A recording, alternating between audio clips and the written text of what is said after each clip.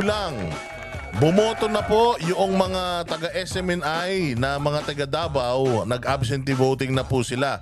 Nakauna na po ang Team Duterte. At pagdating ng kampanyahan ay ng eleksyon. Pagdating ng eleksyon huwag niyong kalilimutan mag-wear ng kulay green. Yung mga green-minded, saan na yan?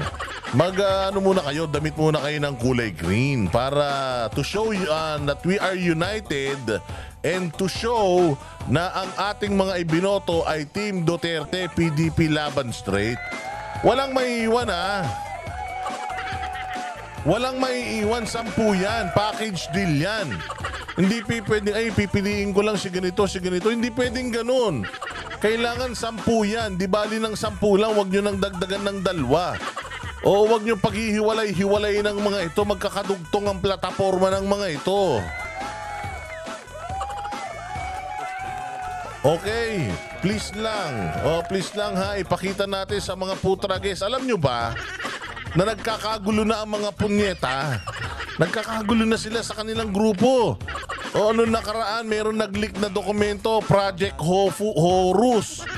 Yung Oplan Horus nila. Kung saan nakalagay doon, according doon sa listahan na or sa nileak ng The Manila Times, nakalagay doon yung mga naganap nitong mga nakaraan. Yun yung inuna si Pastor Apollo Kibuloy.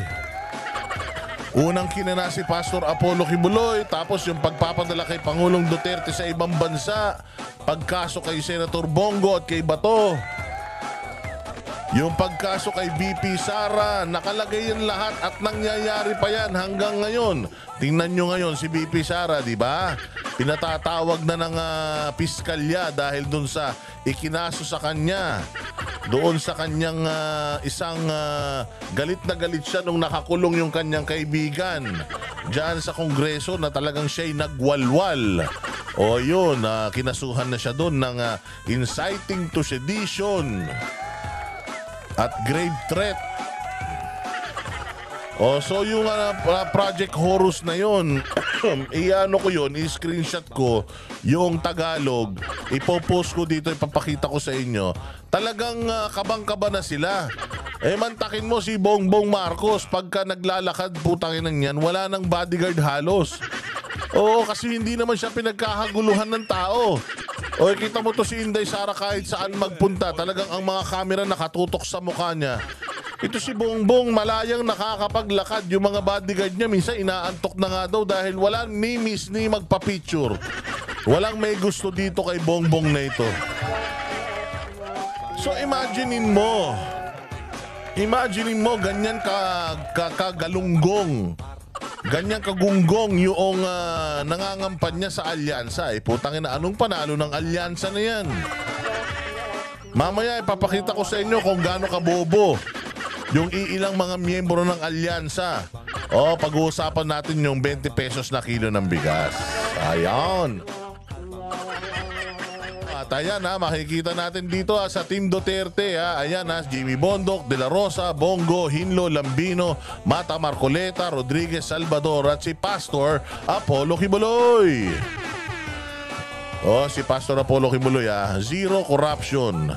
Yan po ang bago kayo bumoto sa ibang mga Duterte, ang akin lamang pong hinihiling, unahin nyo na yung number 53 sa balota. Nasa may bandang kanan yan, pangalawa, sumunod kay Kirubin. Baka naman matantusan nyo pa si Kirubin Ayan, Pastor Apollo Kibuloy, number 53. Mag-practice na kayo ngayon magtantos, wag sobra. Di baling at least 80%.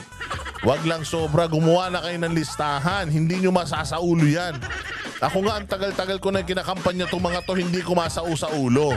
Kaya parang awa nyo na. Kasi si Admar daw, nung bumoto siya, bilang siya ng bilang kasi nga, wala siyang listahan. Bagamat kilala niya itong mga to, kinakabahan siya. Kaya kailangan gumawa na kayo ng listahan. Bilangin nyo yung listahan. Dalin nyo yon sa botohan. Yun ang tantosan nyo. Una nyo sa listahan dapat si Pastor Apollo Kibuloy. Mag-green kayo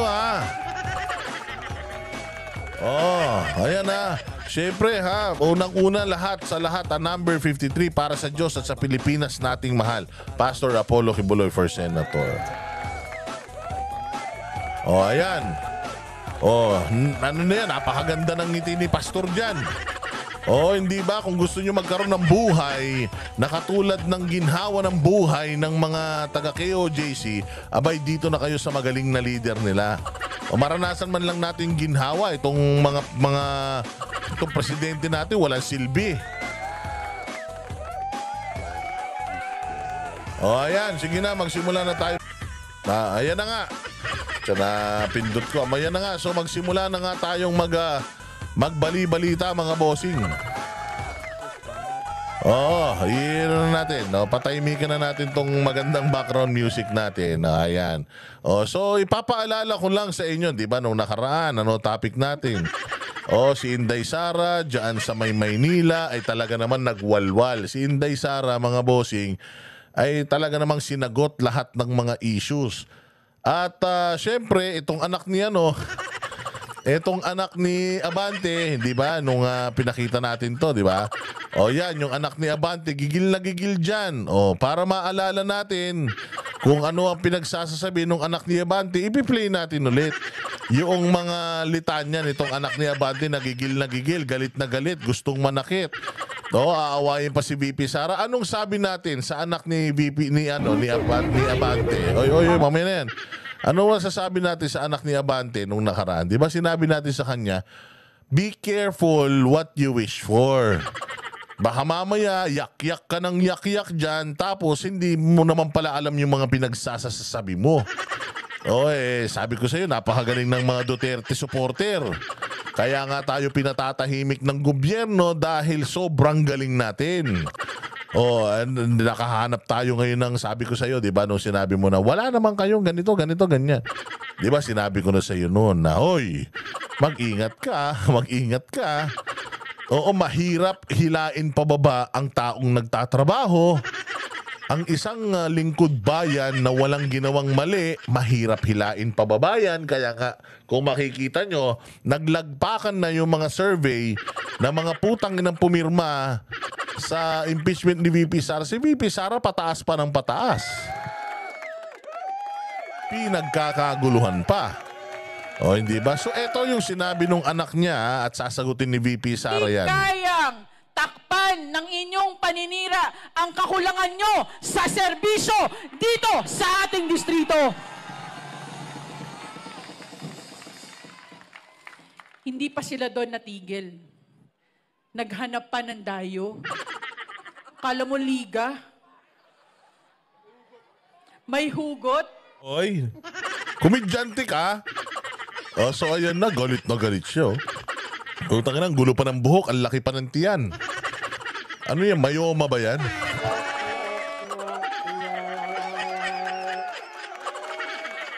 Gigil na gigil ah. Sige, diretso. Tatayo ka dito sa aming lungsod. Tatayo ka sa aming distrito. Wala ka naman na ambag. Yun. Patay tayo. Wala daw ambag si VP Sara. Sige, sabihin na natin, walang ambag. Hindi natin isasali si Pangulong Duterte. Dahil si Pangulong Duterte sa buong Pilipinas, may ambag yan.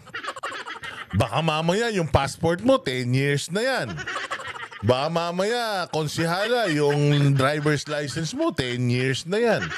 Yung lisensya mo sa baril, baka mamaya, 10 years na yan. Huwag mo sabihin walang naitulong, ha? Sabi ko nga sa'yo, napakahirap siraan ng mga taong nagtrabaho talaga ng sapat. Kita mo, yung tatay mo, pinakita lang yung picture, nag-iiyak ka na. Sino ba mga sumisigaw nung mga binabansag sa tatay mo, yung mga tao dyan sa inyo, na mga dating bumoboto sa inyo? So, wala daw kayong inambag, diretso. Sa mga buhay ng aming mga kadistrito. Galit na galit. Para bastusin. Para siraan ang aming congressman na naglilingkod ng tapat at totoo na walang pinipili ang pinipiling panahon, ha? Kahit linggo. Kaya baka lapitan ko ng linggo yan. Sabi niya, day off niya. Galing, ah. At para sa mga tao na hinayaan sa kanilang entablado tumayo ang isang bastos at walang respeto, tama lang na hindi ka naging presidente ng Pilipinas. Yes, walang mga tapang. Tayo na, yun lang. Yun lang, ate. Huta ina, may sagot si Madam BP. Ate, makinig ka, ate, abante. Ayan, nakita mo naman kung gaano kaganda yung BP namin. Nakaganpo niya. Nagina na nga asar pa to eh. Hindi, huwag ka na nang-aasar. Yung mukha mo, parang inaasar mo pa yung anak ni Abante. Hindi naman ganyan mukha nun eh. Alam mo si Inday, kahit pinapapangit niya yung mukha niya, ang ganda pa rin niya. Yung anak ni Abante, kahit na anong make-up siguro nun, putang ina yan. Ganun pa rin ang tsura nun. Parang naka-belt bag eh.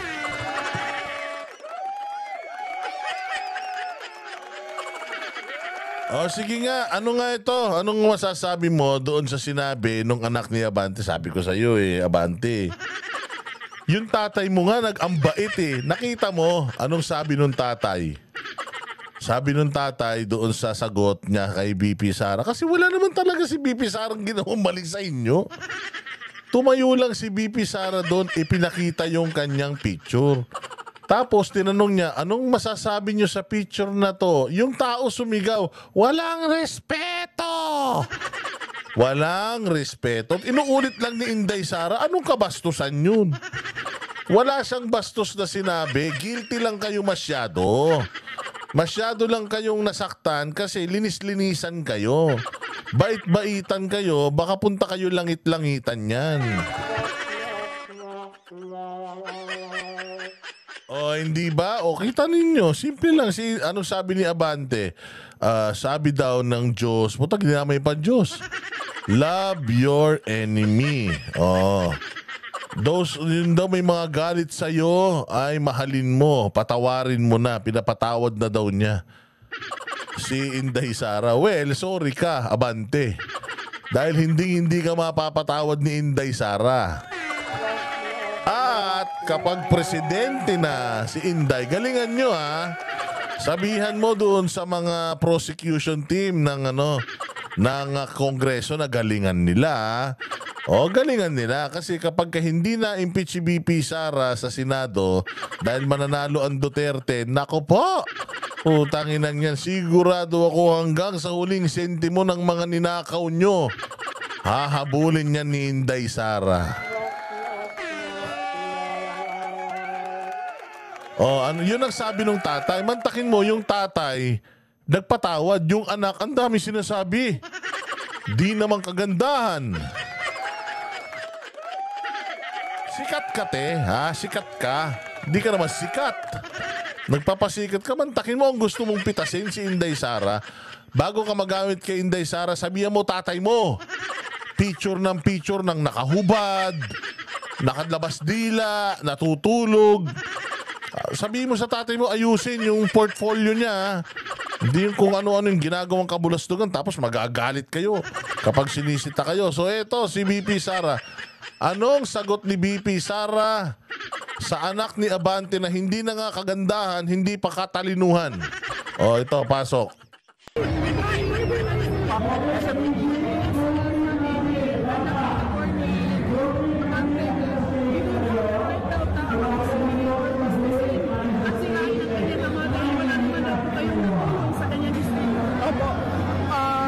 Hindi po ako ang nauna.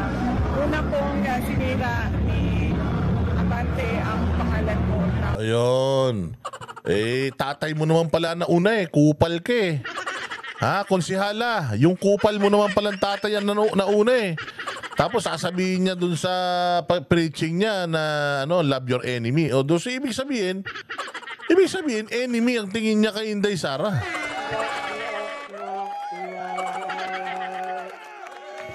Di ba? So tatay mo naman pala na, nga, hindi naman namin kilala yung tatay mo eh. Putang, ang pakialam naman namin sa Abante na yan. Hindi naman namin kilala yung kumag na yan. Oo, nakilala lang naman yan kung ano-ano nang pinagsasabi tungkol sa mga Duterte. Nung biglang kinakana na si Inday Sara, kinakana na si Pangulong Duterte, doon lang naman nakilala yung kumag na.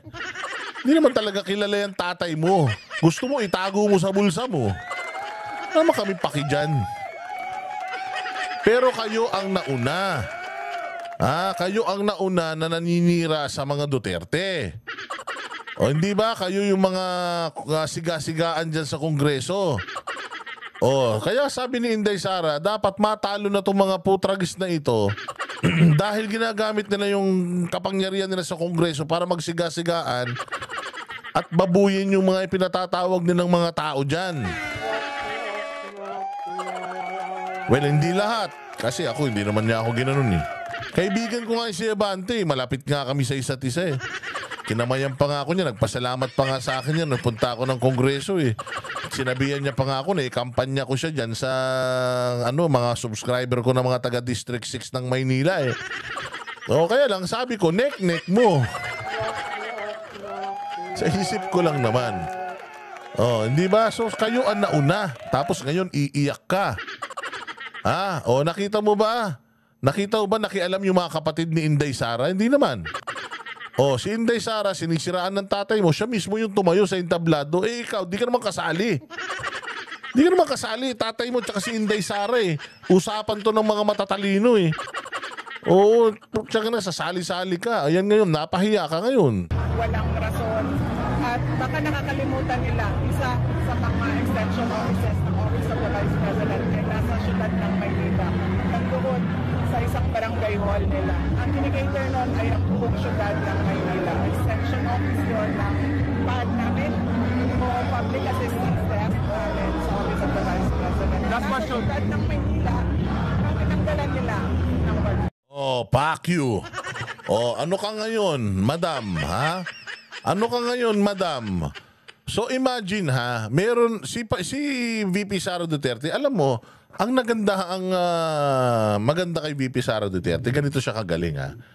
Noong nanalo siya ng Vice President, si Leni Robredo, meron lang siyang Office of the Vice President diyan sa Quezon City. Meron siguro siyang mga regional offices, pero alam mo ba ang ginawa ni Inday Sara? Kaya dito mo talaga makikita na ang mga Duterte, ang gusto talaga nito tumulong sa kapwa eh, tumulong sa lahat ng Pilipino eh. Gumawa siya ng napakaraming satellite offices sa buong Pilipinas. Satellite offices ha, hindi ito regional offices. Kasi kapag ang mga regional offices, ilang region lang tayo. Hindi ba? Ilang region lang Pilipinas, di ganun lang karami ang ang opisina mo. Si Inday Sara, buong Pilipinas, satellite offices. Alam mo kung ano ang ginagawa ng mga satellite offices na yan? Nagmo-mobilize kapag may mga bagyo. So kapag halimbawa dito sa nasasakupan ng halimbawa sa kalayuan na ng Timbuktu, nagkabagyo, may opisina siya doon. Doon nila sinisimulan yung pag-responde. So mabilis kasi may opisina na siya doon kaagad. Kapag humingi ka ng tulong, taga Mindanao ka, hindi ka na lilipad papunta sa kung saan mang lugar may opisina si Inday Sara. Kasi nga dahil marami na nga siyang satellite offices, maliliit na mga opisina, kaya ngayon nakakapagbigay na siya ng tulong kahit na nang mabilisan na hindi na kailangang mamasahe ng malayo, magbiyahe ng malayo ng mga Pilipino. Kasama lahat yan. Medical assistance, burial services, scholarship, lahat nandiyan dyan na. Oo, ngayon, itong 2025 budget, humingi si VP Sara ng mas malaking budget. Ang problema, hindi siya binigyan ng mas malaking budget, binawasan pa nga yung budget niya. Hindi siya binigyan ng mas malaking budget, kaya siya humihingi ng mas malaking budget kasi nga, kapag may mga tao na lumalapit sa kanya, tapos concern nyo ng DSWD, nabibigay yun ng AKAP or ng tupad or ng tinutulungan pa rin niya. Hindi, kumbaga, instead, papuntahin ko sa'yo, hindi ko bigyan ng tulong, pumila yan, papuntahin ko sa'yo, nagsayang na ng oras sa akin, magsasayang pa ng pamasahe papunta sa'yo, tutulungan mo rin naman, bakit hindi na lang ako tumulong dito? Kaya humihingi siya ng ng dagdag na budget para dun sa mga taong lumalapit sa kanila na hindi alam na hindi pala yun yung tamang ahensya para lapitan. Okay. So naglagay yan ng satellite offices sa buong Pilipinas at meron sa Maynila at ang kinikiter nun buong Maynila. When you say buong Maynila, pipila dyan for the past 3 years. Gumagana po yung opisina na yan, nagbibigay ng tulong sa mga taga Maynila. Ngayon, konsehala, putang ina, hindi mo alam yan? Hindi mo alam na may satellite offices, may satellite office si VP Sara dyan sa Maynila na tumutulong sa mga constituents nyo? Abay, tanga ka. Kung hindi mo alam yan, abay, boba ka. Tatakbo-takbo ka ng konsihal tapos wala ka palang alam mismo sa nasasakupan mo. Ang lakas ng loob mong manumbat tungkol sa nasasakupan mo. Walang naitutulong. Yung pala mga kalabit pengi kayo, mga kupal kayo. O ano ngayon? So ano ngayon ang isasagot mo kay VP Sara dito sa sagot niya na to? Wala, nga. Ang hilig mo kasing sumausaw, hindi ka naman kasali. Ang tanda-tanda na ng tatay mo, pinagtatanggol mo pa. Babayaan mo yung tatay mo harapin yung mga problema niya. Aputya yan, nakikialam ka, wala ka namang alam. Kaya magsilbing aral na to sa'yo. Sa anak ni Abante, magsilbing aral na to sa'yo. Kapag ka hindi mo kalibel, huwag kang nakikialam. Unahin mo yung kakapiranggot na mga putante dyan sa napakaliit nyong distrito na hindi nyo mapayaman-yaman. Bago ka makialam sa isyong pang-nasyonal, At saka huwag ka sinungaling. Huwag mong sabihin na walang naitulong ang mga Duterte sa Maynila.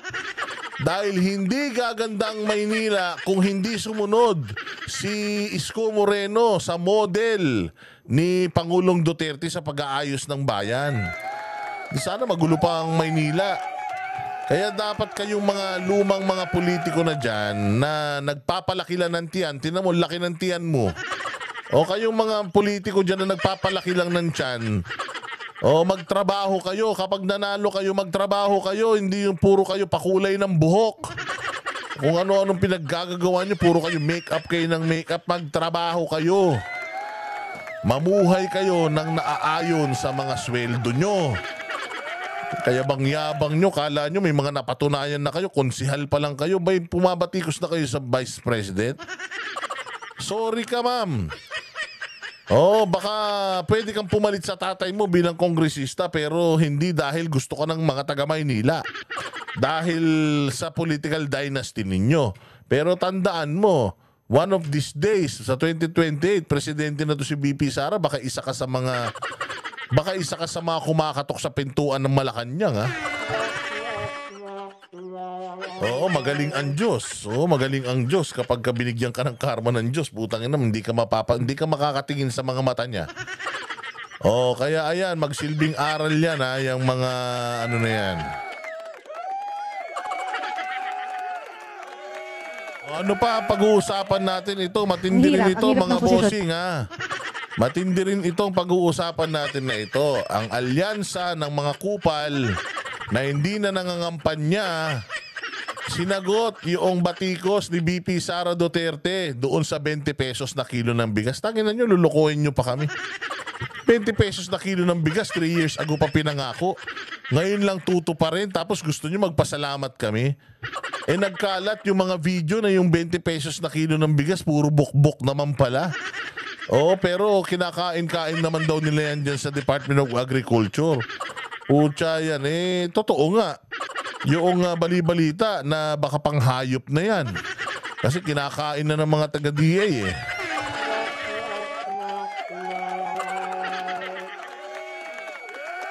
hindi ba? Real talk lang naman. Mag-e-eleksyon.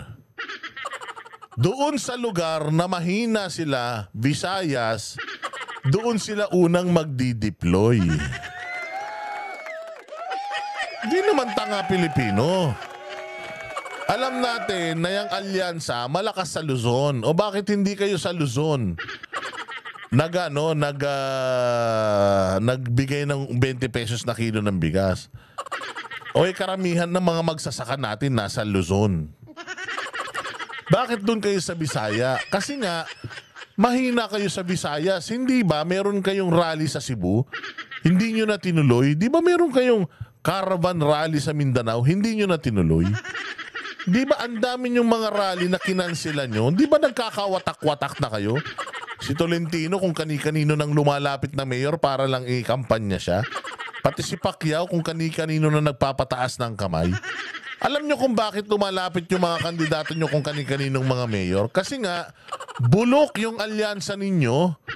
Yung presidenteng ng Pilipinas na nangangampanya sa inyo, bulok. Mamaya, papakita ko sa inyo kung gaano kabulok. Mga traidor, sinungaling. Pinuno ng fake news sa bayang Pilipinas. O, kasama pa to si Abalos. Puta, isa ring fake news yan. Yang kumag na yan. Ngayon, sinabi ni Inday Sara na it's too late yung kanilang 20 pesos na kilo ng bigas. O bakit ngayon pa kung kailan mag-i-eleksyon, ano yan, para tumatak kayo sa tao at iboto kayo ng tao?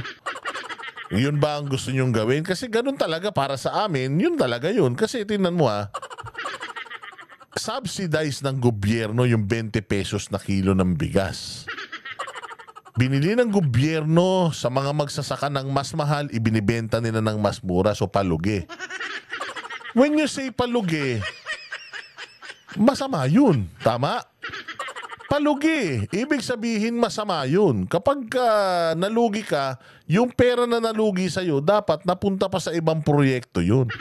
Pero dahil nga sinungaling ang presidente at hindi niya naman talaga kayang panindigan yung kanyang unang mga ipinangako, kahit malugi ang Pilipinas, okay lang basta matupad. So anong tawag dun? Band-aid solution. Kasi yung 20 pesos na kilo ng bigas, gusto natin yan yung natural. Yung talagang natural. Halimbawa, ang presyo ng palay ay 10 piso na lang. O, tapos ang presyo ng bigas nabibili ng 15 pesos. May bibenta sa pamilihan ng 20 pesos para may tubo naman ng konti. Tama? Di ba dapat ganon? Hindi. Mahal ang presyo ng mga magsasaka. Actually, mahal ang presyo ng magsasaka. Babaratin ng gobyerno. Tapos ibibenta pa ng gobyerno ng palugi. Kanino? Doon din sa magsasaka na pinagbilan niya. O hindi ba palpak? O pakinggan ninyo yung sasabihin netong mga kandidato natin. Kasi di ba i-roll out na sa Visayas yung 20 pesos na bigas? Sabi po ni VP Sara kagabi lang to, too little too late to comply with the campaign promise ngayon. So as admin Di ba? Too little too late to comply with the campaign promise. It was promised 3 years ago. So ano yun? Kung halimbawa ako, jowa mo ako, babaero ako. Pero sa totoong buhay, hindi Kung ako jowa mo, babaero ko, tapos nagsabi ako sa hindi na ako mambababae. Hindi na ako mambababae. Tapos, nahuli mo ako after a year. Nambababae pa rin. Tapos nangako ko sa'yo, hindi na ako mambababae. After a year again, nahuli mo na naman ako. O tapos, sa pangatlong taon, sasabihin ko sa'yo na, sorry na. Tutuparin ko na, hindi na ako talaga mambababae. Oo, sigurado na to. Pangatlong taon, hindi na ako mambababae. Tangin na, napudpud na yung betlog mo, kakapambababae mo Tapos, tutuparin mo after 3 years. So, okay lang ba sa inyo yun? Okay lang ba na mga jowa nyo, mga ako, na mamahalin kayo habang buhay pero sa susunod na taon niya nagagawin?